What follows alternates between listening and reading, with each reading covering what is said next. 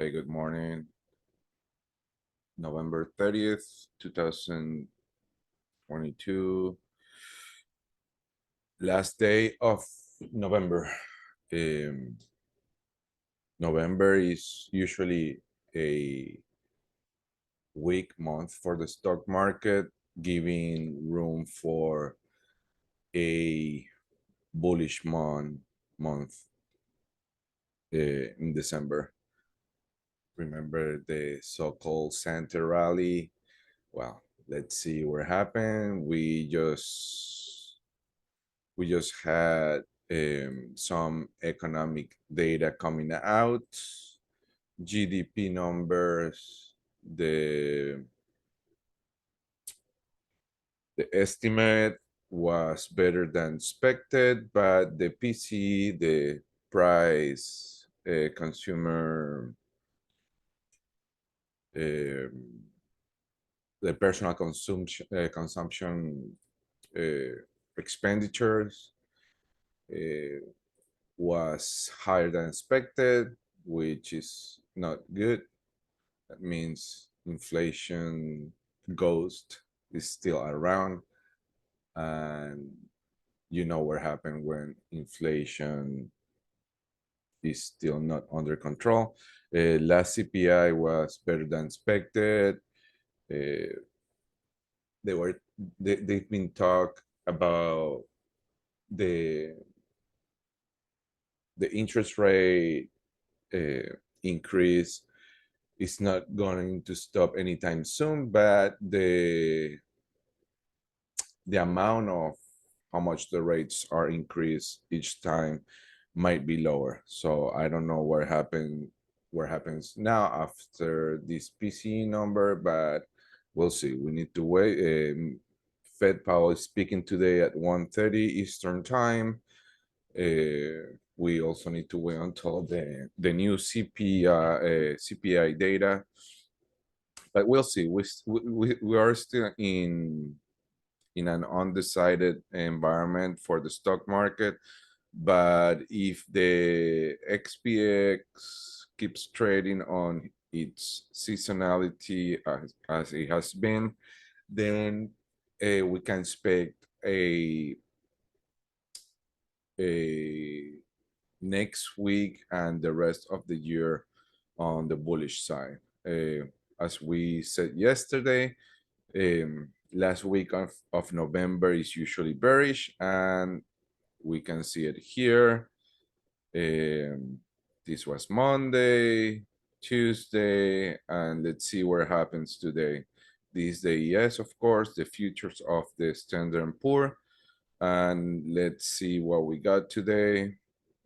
Our pivot today is going to be 3960 again.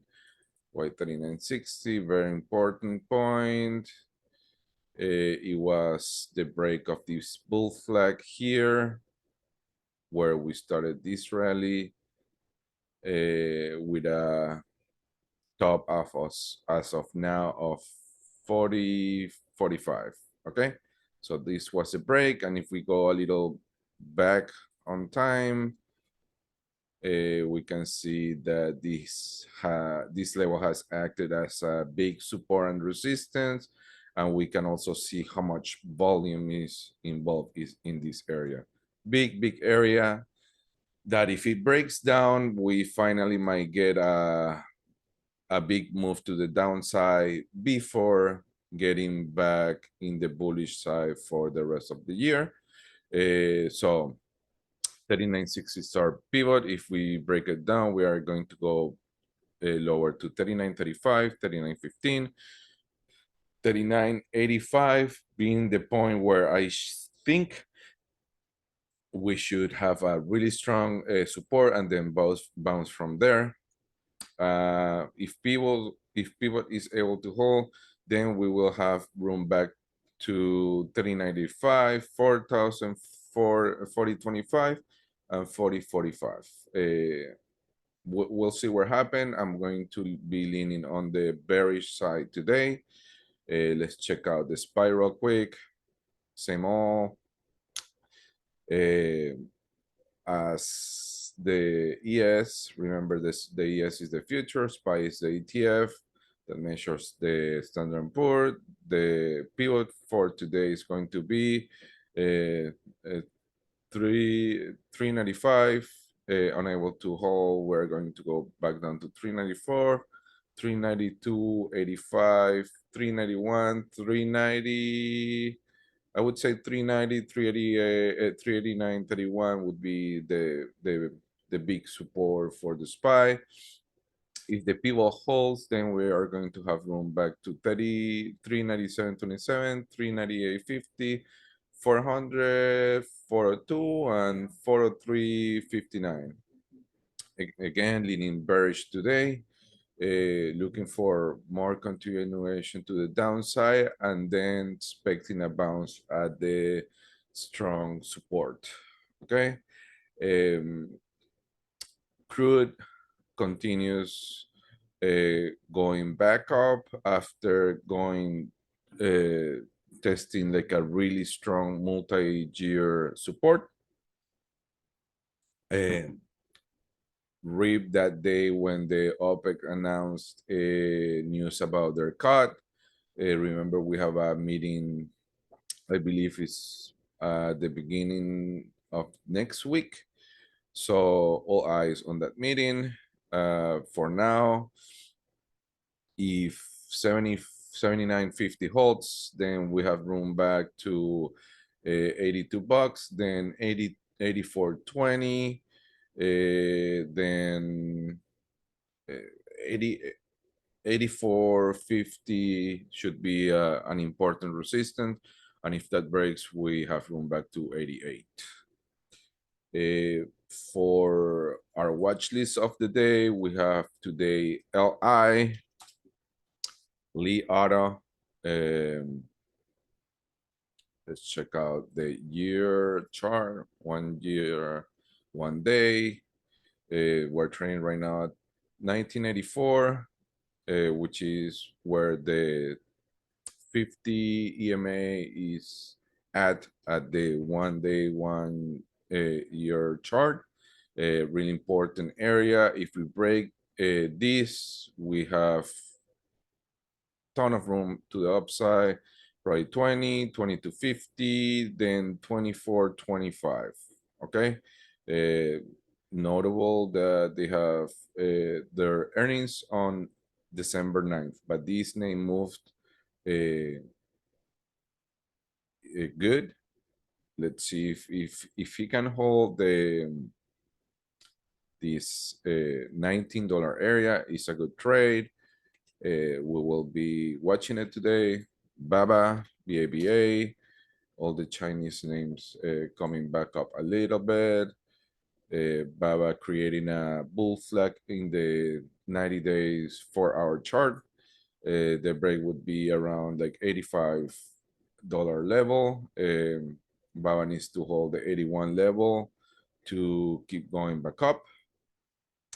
Also, I would say also a good idea for a midterm swing.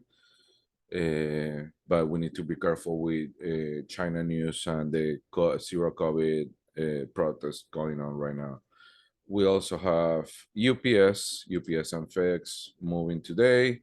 Look at this bull flag breaking, room to 186, then 189, 193. Let's zoom back out a little bit. Oops. So we're here right now.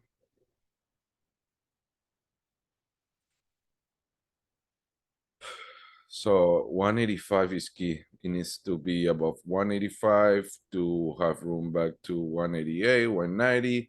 And if we get here, we most likely going to go to 190, 192, and then 195. This chart looks amazing too. FedEx is not in the watch list, but it trades along UPS, and it looks the same. UPS looks better in my opinion, but these are huge gaps that can be filled in the short to mid term. Look at this gap here, incredible.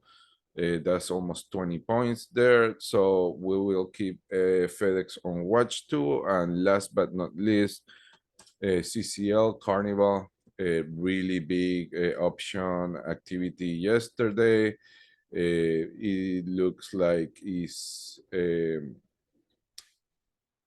double bottom here at around 9:30. Very strong support for Carnival, and I would say that if it support the 950 area, we are going to have room back to 1050, 11, then 1150. Carnival also a good name to keep on radar for a midterm swing. Okay. Other than that, I think we're done for this pre-market analysis. Any question, feel free to leave a comment in the video or join us in our Discord group for free. I always leave the invitation link on the description, and see you all around. Have a good day.